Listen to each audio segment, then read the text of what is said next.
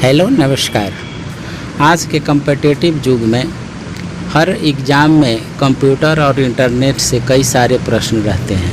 इसी को ध्यान में रखते हुए हमने कंप्यूटर के लगभग 1000 प्रश्नों की श्रृंखला शुरू की है।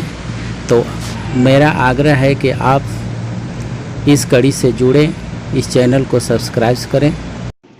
CGA कार्ड क्या करता है? उत्तर है, यह 16 भिन्न भिन्न रंगों को मॉनिटर पर दिखा सकता है। अगला प्रश्न है, यह कार्ड कितनी मेमोरी का प्रयोग करता है? तो आप जान जाइए कि यह कार्ड जो है यह 16 KB मेमोरी का प्रयोग करता है। HGA का पूर्ण रूप क्या है? HGA का पूर्ण रूप क्या है? हरकुलिस ग्राफिक एडेप्टर इसका आंसर होगा। इसी प्रकार अगला प्रश्न है कि HGA कार्ड का आविष्कार किसने किया है? केविन जेकिंस ने। HGA कार्ड का रिजोल्यूशन कितना होता है? 720 × 350 पिक्सल। HGA कार्ड कितने मेमोरी का प्रयोग करता है? 64 KB का। मॉनिटर पर 1 इंच में जितने डॉट मिलकर एक अक्षर का निर्माण करते हैं वह डॉट इसका क्या कहलाता है? रिजोल्यूशन। EGA किसका संक्षिप्त रूप है? Enhanced graphic adapter. EGA card क्या है? रोम आधारित वीडियो एडेप्टर। EGA कार्ड की क्या विशेषता है? यह टेक्स्ट मोड के अलावा ग्राफिक मोड को भी सपोर्ट करता है। EGA कार्ड 64 रंगों के कितने शेड एक साथ दिखा सकता है? उत्तर होगा 16। रंगीन EGA कार्ड को कलर मॉनिटर पर प्रयोग करने से कितनी मेमोरी की ज़रूरत होगी? 256 KB। VGA का पूर्ण रूप क्या है? Video graphic array. VGA card उच्च रिजोल्यूशन कार्ड है। इसका रिजोल्यूशन कितना है? 640 × 480 पिक्सल। यदि VGA कार्ड में IMB मेमोरी का प्रयोग किया जाए तो यह 16 रंगों के कितने शेड दिखाएगा? 1024। VGA कितने बिट का कार्ड है? 16। MCGA का पूर्ण रूप क्या है? Memory controller gate array. इसी प्रकार अगला प्रश्न है, MGCA कार्ड भी उच्च रिजोल्यूशन कार्ड है। इसका ज़्यादातर प्रयोग किस मोड में होता है? ग्राफिक में। इसी प्रकार अगला क्वेश्चन, CGA प्लस कार्ड का रिजोल्यूशन कितना होता है? इसका उत्तर होगा 800 × 600 पिक्सल। अगला प्रश्न है, कंप्यूटर की समस्त सूचनाएं देखने के लिए जिस डिवाइस का उपयोग किया जाता है उसे क्या कहते हैं? मॉनिटर। मॉनिटर के 2 प्रकार के होते हैं, नाम बताइए। मॉनिटर, कलर और मोनोक्रोम। कंप्यूटर के जरिए भेजी गई सूचनाएं और निर्देश जिस मशीन के द्वारा कागज़ पर मुद्रित होती है उसे क्या कहते हैं? प्रिंटर। इम्पैक्ट प्रिंटर मुद्रण के लिए किसका प्रयोग करते हैं? स्याही लगे रिबन का। नॉन इम्पैक्ट प्रिंटर मुद्रण के लिए किसका प्रयोग करते हैं? रासायनिक तापीय या विद्युत संकेत का। एक बार में एक कैरेक्टर मुद्रित करने वाले प्रिंटर क्या कहलाते हैं? Serial printer. एक बार में एक पूरी लाइन मुद्रित करने वाले प्रिंटर क्या कहलाते हैं? Line and page printer. जो प्रिंटर प्रत्येक अक्षर को डॉट के जरिए मुद्रित करता है उसे क्या कहते हैं? Dot matrix printer. आकार के दृष्टिकोण से डॉट मैट्रिक्स प्रिंटर 2 तरह के होते हैं, कौन होते हैं? 80 कलम और 136 कलम प्रिंटर। प्रिंटर क्वालिटी की दृष्टि से भी डॉट मैट्रिक्स प्रिंटर 2 तरह के होते हैं, नाम बताइए। 9 पिन और 24 पिन प्रिंटर। CPS का पूर्ण रूप क्या है? कैरेक्टर्स पर सेकेंड। डॉट मैट्रिक्स प्रिंटर की छपाई की गति सीमा क्या है? 40 CPS से 1000 CPS। प्रिंटर को दाएं से बाएं और बाएं से दाएं ले जाने का काम कौन करता है? Head assembly. जब प्रिंटर को बिना कंप्यूटर से जोड़े केवल प्रिंटर के द्वारा प्रिंट कॉपी निकालते हैं तो उसे क्या कहते हैं? प्रिंटर का सेल्फ टेस्ट। जो प्रिंटर छपाई करते समय अक्षर के आकार की स्याही का फुहार छोड़ता है जिससे अक्षर छपते हैं उसे क्या नाम मिला है? Inkjet printer. इंकजेट प्रिंटर की मुद्रण गति सीमा कितनी होती है? अगला प्रश्न है, इंकजेट प्रिंटर की मुद्रण गति सीमा कितनी होती है? तो इसका उत्तर होगा 50 CPS से लेकर के 300 CPS तक। लेजर किरणों की मदद से मुद्रण करने वाला प्रिंटर क्या कहलाता है? Laser printer. लेजर प्रिंटर की छपाई की रफ्तार क्या है? 10 पृष्ठ प्रति मिनट से लेकर के 200 पृष्ठ प्रति मिनट तक। लेजर प्रिंटर किस श्रेणी का प्रिंटर है? Non impact printer. Laser printer में फॉन्ट कार्ट्रिज का प्रयोग क्यों होता है? अलग अलग किस्म के टाइप स्टाइल लोड करने के लिए। जब डाटा को प्रिंटर में प्रिंट करने के लिए भेजा जाता है तो यह डाटा प्रिंटर में प्रिंट होने तक जिस स्थान पर रहता है उस स्थान को कहते हैं डाटा बफर। लेजर प्रिंटर से संबंधित कौन सा तथ्य सही नहीं है?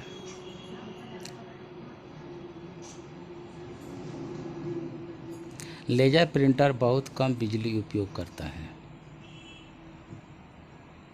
अगला प्रश्न है, आइए देखते हैं।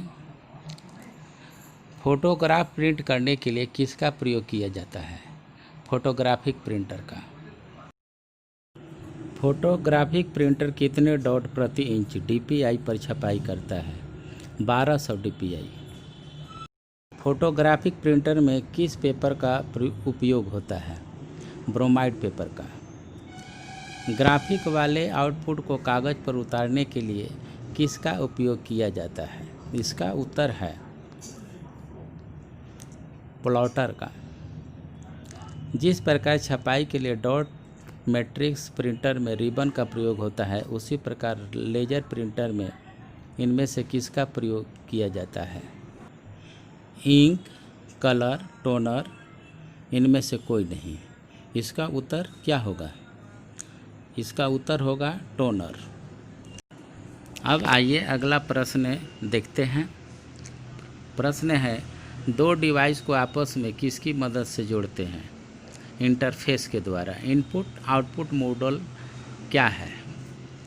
इनपुट आउटपुट मॉडल क्या है? यह प्रोसेसर और इनपुट आउटपुट डिवाइस के बीच मध्यस्थ है।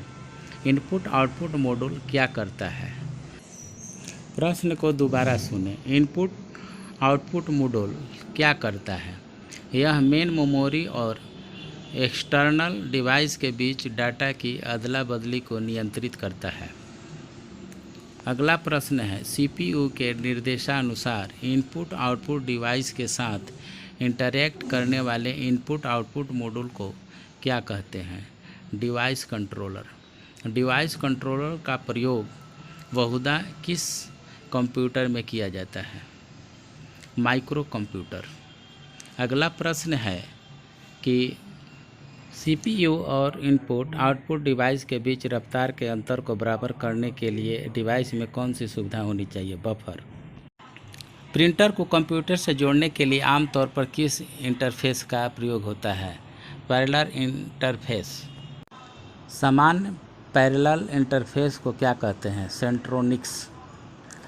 पैरेलल इंटरफेस में एक साथ कितने बिट भेजे जा सकते हैं? अनेक बिट। सीरियल इंटरफेस में एक बार में कितने बिट भेजे जा सकते हैं? 1 बिट।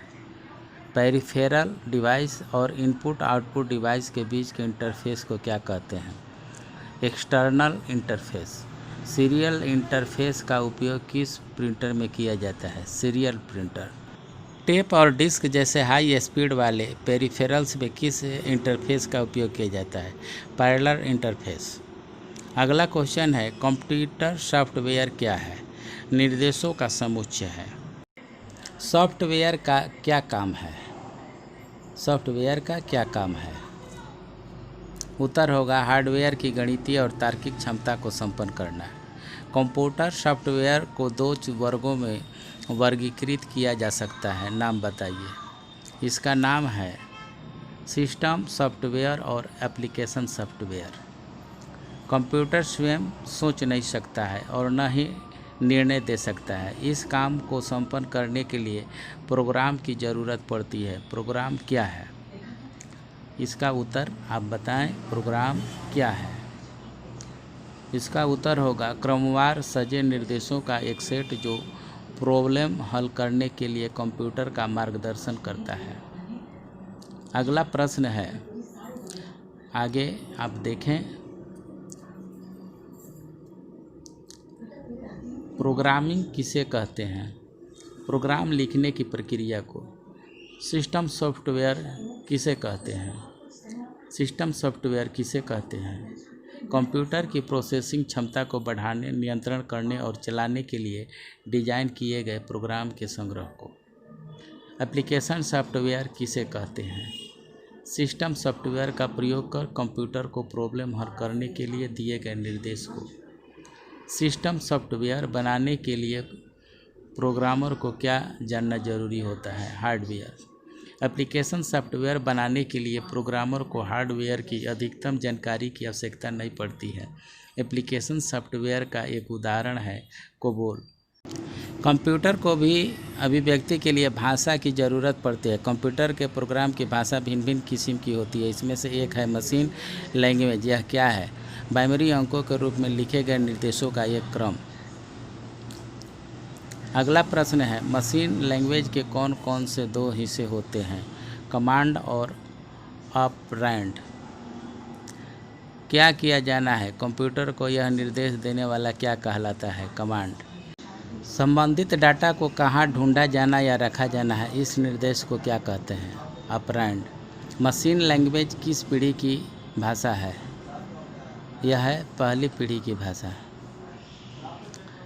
निर्देश के लिए संकेत के रूप में अक्षर, अंक, डिजिट का विशेष कैरेक्टर का उपयोग किस भाषा के लिए किया जाता है। Assembly language. असेंबली लैंग्वेज किस पीढ़ी की भाषा है।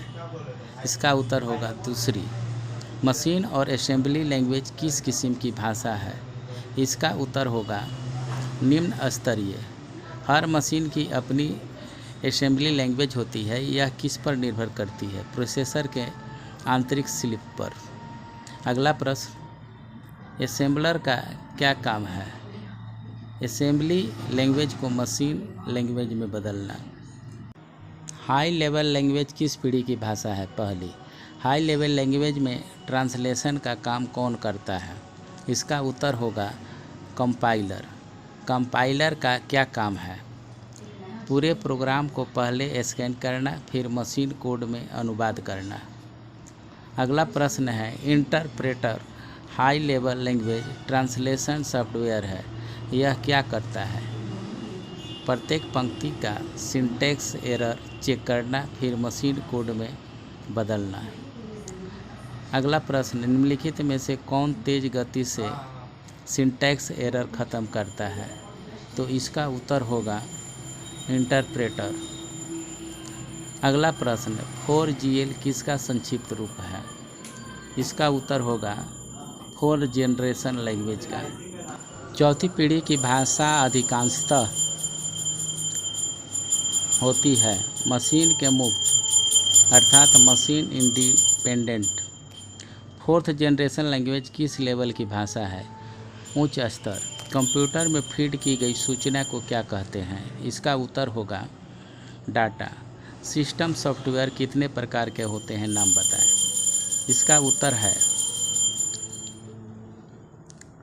सिंगल यूजर और मल्टी यूजर। DOS किस प्रकार का सिस्टम सॉफ्टवेयर है। इसका उत्तर होगा सिंगल यूजर। ENIX किस प्रकार का सिस्टम सॉफ्टवेयर है। Multi user. जिस प्रोग्राम की भाषा में हार्डवेयर ठीक किया जाता है वह क्या कहलाता है। यूटिलिटीज। लो लेवल लैंग्वेज का उपयोग किस काम में किया जाता है। इसका उत्तर होगा सिस्टम सॉफ्टवेयर निर्माण। हाई लेवल लैंग्वेज का उपयोग किस काम में किया जाता है। इसका उत्तर होगा एप्लीकेशन सॉफ्टवेयर निर्माण। डाटा के समूह को क्या कहते हैं। इसका होगा रिकॉर्ड। फाइल किसे कहते हैं। इसका उत्तर होगा रिकॉर्ड के समूह को। हर मेमोरी लोकेशन में इंफॉर्मेशन की कुछ मात्राएं संग्रहित होती है। प्रत्येक मेमोरी लोकेशन को एक नाम दिया जाता है। इस मेमोरी लोकेशन को क्या कहते हैं। वेरिएबल।